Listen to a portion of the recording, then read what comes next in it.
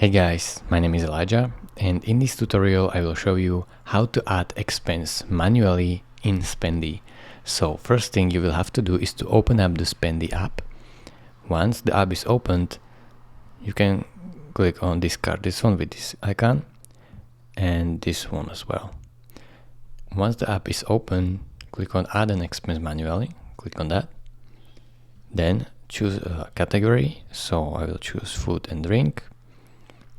Then type the amount, so let's say 5, and choose the currency. So if it's dollar, just leave it on dollar. If it's different currency, you can choose it right here.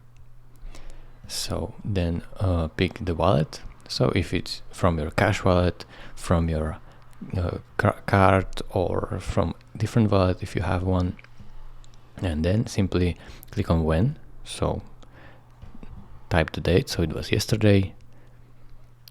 Here you can write a note, so simply take a note, so what it was, like so. And then just add a label, so let's say lunch.